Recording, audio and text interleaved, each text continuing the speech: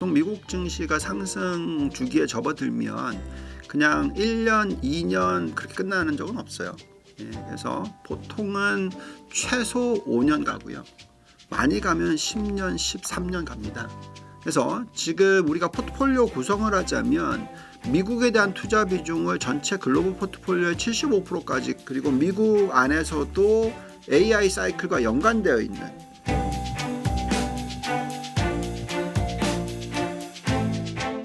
지금 어찌됐든 시장이 조금 조정을 받았으니까 이 조정을 매수의 기회로 삼고자 하는 분들도 분명 계실 거예요. 네. 그러면 이제 많이 올랐던 빅테크들을 살 것인가 아니면 좀 상대적으로 값싼 중소형주들을 살 것인가, 이 고민도 있거든요.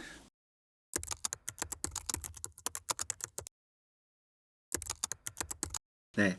자, 이제 우리가 전략을 세울 때요, 너무 극과 극으로 달리면 안 돼요. 네. 그렇게 가는 것보다는 천천히 가는 게 맞습니다. 뭐 예를 들면은 2023년 미국 증시가 굉장히 상승을 많이 했죠. 전부가 다 빅테크였어요. 그래서 뭐 S&P 500이 예를 들어서 24% 올랐는데 그 빅테크만 다 오르고 나머지 493개의 수익률은 마이너스였단 말이죠. 네. 근데 이제 2024년을 보시면 마찬가지로 빅테크가 더 많이 올랐습니다. 그렇지만 나머지 493개도 10%대의 상승률을 보여줬단 말이죠. 2025년을 보면 네. 빅테크의 수익률이 좀 떨어질 거예요, 또. 그렇지만 그렇다고 해서 중소형주들이나 뭐 나머지 493개의 수익률보다 못하진 않을 거다라는 거죠. 전체 숫자를 구해보니까요, 빅테크의 이익 증가율이 아마 20%대 초중반 정도 될 거로 나오고요. 네. 나머지 493개의 EPS 증가율이 약 10%대에서 15% 사이 정도. 여전히 빅테크가 더 높습니다. 그렇지만 수익률의 퍼포먼스의 차이는, 갭은 좀 줄어들겠죠. 그렇게 지난 2년 동안 이어졌고 또 3년째도 그렇게 되지 않을까라는 생각이 들고요. 그렇지만 이제 여기서 중소형주 부분에 있어서는 네. 굉장히 선택과 집중이 중요할 것 같아요. 그러니까 모든 중소형주들이 다 올라간다, 또는 러셀 2000만 사면 된다, 이런 전략은 안 된다라고 말씀을 드리겠고요. 네. 왜 그렇게 말씀을 드리냐면 이 러셀 2000의 이익 증가율이라든지 러셀 2000의 전체적인 밸류에이션은 S&P 500보다도 안 좋고요. 매그니피센트 7보다도 매력이 떨어진다고 나옵니다. 저희의 분석으로는. 네. 그래서 그 지수를 사시는 게 아니고요. 그렇지만 그 지수 안에서 개별 중소형주들 중에서 정말 이익의 모멘텀이 굉장히 높고 밸류에이션의 매력도가 있는 그런 종목들을 골라내실 수가 있어요.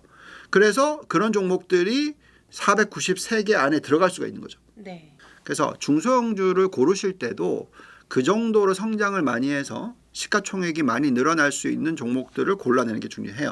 그래서 지금은 여전히 빅테크인데 빅테크의 비중을 다 가져가는 것보다는 빅테크의 지금 시가총액이 전체 시가총액의 약 한 35%에서 40% 사이 요 정도 들고 가고, 그 다음에 나머지를 가지고 S&P 500 안에서 좋은 종목 고르고, 또 러셀 2000이나 아니면 러셀 1000 안에서 좋은 종목도 고르고, 이런 식으로 좀 이게 확장해 나가는, 빅테크 다 팔고 중소형주 가자, 이런 전략이 아니고, 계속 말씀을 드리지만 2023년, 2024년, 2025년을 천천히 늘려나가는, 종목 수를 늘려나가는 전략이 맞지 않을까라는 생각이 듭니다.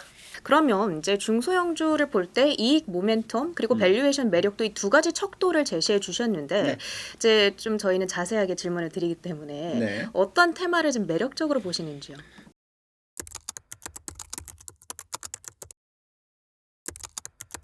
글쎄요. 그러니까 테마라는 게 보통 이제 테마 이렇게 하면은 실적이 뒷받침되지 않는 그거를 테마 투자라고 하거든요. 오히려 그냥 테마라고 하기보다는 장기 성장 관련된 업종에 대한 투자가 맞다고 보고요. 우리가 이제 장기 성장의 매력이 있다라고 생각하는 업종이 바로 AI이죠.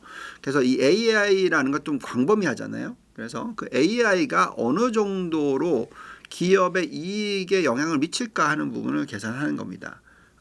지금 보면은 뱅크 오브 아메리카에서 나온 자료를 보시면 제가 이 테이블은 자주 올려드리는데 이 AI가 도입됨으로 인해서 마진, 즉 순이익 마진율이기 때문에 이게 이제 이익이 늘어난다는 개념이죠. 당연히 우리가 보통 테마주라고 할 때는요, 네. 매출이 많이 늘어나요.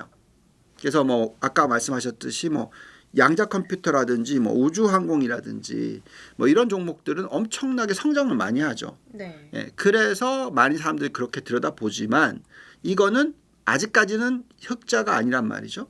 그래서 마진이 늘어나는 거에 대한 개념이 없어요. 적자이기 때문에. 결국 나중에 규모의 경제를 일으키고 거기에 따라서 순이익이 나기 시작하면은 이제 우리가 그걸 좋게 보는 거죠. 근데 어쨌든 지금 현재 AI 사이클이 들어오면서 이미 이익이 나고 있는 기업들 중에서 AI의 그 활성화가 됨으로 인해서 순이익 마진이 높아지는 업종들이 있어요. 네. 그게 가장 대표적인 게 소프트웨어와 반도체입니다. 그래서 우리는 그런 쪽을 들여다보는 것이고요. 지금 뭐 테마라고 얘기하고 있는 로봇, 우주항공, 양자 컴퓨터 이게 가장 대표적인 거거든요. 여기서 이제 또 에너지로 따지자면 신재생 에너지라고 하지만 여기서 원자력도 들어가겠죠. 네. 그래서 요 네 개의 에너지, 로봇, 우주항공, 양자 컴퓨터 요 네 개는 결국은 지금 테마인데 여기서 정말 대표적으로 흑자 전환하는 기업이 앞으로 몇 년 안에 나올 수가 있어요. 그럼 그 종목을 사는 건 괜찮습니다. 네. 근데 이 업종을 다 투자를 왕창 하는 건 안 돼요. 왜냐하면 전체적으로는 아직도 엄청난 적자 산업들이거든요. 예. 이게 흑자로 전환됐었을 때 업종을 다 투자하는 거고요. 그게 아니고 여전히 적자인데 이게 흑자로 전환될 수 있는 가능성을 보고 투자할 때는 가장 대표적으로 누가 승자가 되느냐. 어느 한 종목이 흑자 전환하는 시기가 나올 거란 말이죠. 그때부터 주가가 엄청나게 또 올라갈 겁니다. 세분화적으로 기업들을 분석을 하고 어느 정도로 빨리 시장 점유율이 높아지면서 흑자 전환할 수 있을지를 분석하는 게 중요하다. 그게 대표적인 ETF로 보자면은 소프트웨어 반도체입니다.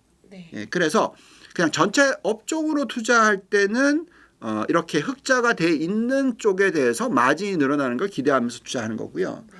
테마 투자는 아직 적자인 기업들 중에서 투자를 한다 하더라도 가장 먼저 흑자 전환할 수 있는 기업을 찾아내는 것이 중요하다. 이렇게 말씀을 드릴 수 있을 것 같습니다.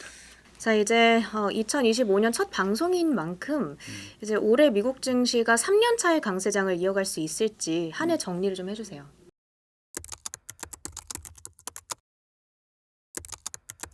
네, 우리는 충분히 이어갈 수 있다고 생각합니다. 네.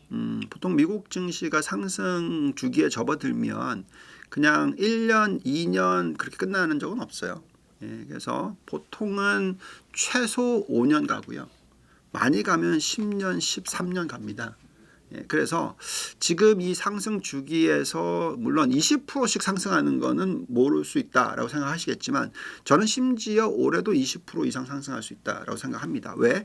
지금이 AI 사이클의 연장선이다라고 말씀을 드리고 있기 때문에 그래서 지금 우리가 포트폴리오 구성을 하자면 미국에 대한 투자 비중을 전체 글로벌 포트폴리오의 75%까지 끌어올려야 된다라고 얘기를 하고 있어요. 물론 달러가 좀 너무 강해서 일정 부분 달러의 약세의 가능성이 생기고 있기는 하지만 그렇다고 하면은 뭐 원화로 투자를 한다 그러면 달러가 약세로 가버리면 뭐 손실이 생기죠. 그렇죠. 예. 그렇지만 그 손실 폭이 그렇게 크지 않을 거고 오히려 S&P 500이나 나스닥 100이 더 상승률이 훨씬 더 높을 거다. 연간 뭐 20% 가까이 상승률을 보여줄 수 있을 거다라고 생각합니다. 그래서 여전히 지금 미국에 대한 투자를 적극적으로 하셔야 되는 타이밍이다. 그리고 미국과 연관되어 있는 그리고 미국 안에서도 AI 사이클과 연관되어 있는 대만 기업들, 일본 기업들, 또 인도 기업들 뭐 이런 식으로 투자를 적극적으로 하시는 게 맞지 않을까 이렇게 말씀을 드리겠고요. 네. 미국의 S&P 500이 올해 연말에 어느 정도까지 갈 거냐 제가 처음 시작할 때 말씀을 드렸지만 당연히 저희의 생각은 7,000포인트는 돌파한다. 그래서 지금 지수 대비해서 1000포인트 이상 상승을 하는 그런 2025년이 될 거다라는 거고요. 그 흐름에 있어서는 계속 말씀을 드렸지만 많은 분들께서 상반기 좋고 하반기 안 좋을 거에 대한 두려움을 가지고 계시지만 오히려 반대로 상반기는 별로 재미없지만 하반기가 훨씬 더 강한 그런 한 해가 되지 않을까라는 생각을 가지고 있습니다. 그래서 지금이 참 좋은 기회죠. 네. 어떻게 보면은 우리가 얘기하고 있는 이런 이 중요한 업종들, 신성장 산업들, 뭐 이런 부분들을 공부할 수 있는 기회고 도대체 뭘 사야 되는지를 결정할 수 있는 기회죠. 뭐 작년에 예를 들어드리자면 엔비디아를 사고 인텔은 안 사고 이런 결정을 지금 할 수 있는 거죠. 그래서 어떤 종목들 AI와 연관되어 있는 종목들을 지금 사야 되는지 그 공부를 하다 보면은 자연스럽게 좋은 종목들의 리스트가 만들어지실 겁니다. 그러면 이제 그런 종목들을 지금부터 상반기 안에 쭉 사 모아가는 전략을 펴다 보면 좋은 성과를 올리지 않을까 이렇게 말씀을 드릴 수 있을 것 같습니다. 지금 시장이 좀 하락을 하다 보니까 불안하신 분들이 많이 있을 텐데 오히려 이거를 공부의 기회로 삼아보자라는 조언이었습니다. 오늘 영상도 여러분께 아주 많은 도움이 되지 않았을까 싶은데요. 본부장님과는 한 달 후에 다시 찾아오도록 하겠습니다. 지금까지 유안타증권 글로벌 자산배분의 유동원 본부장님이었습니다. 고맙습니다. 감사합니다.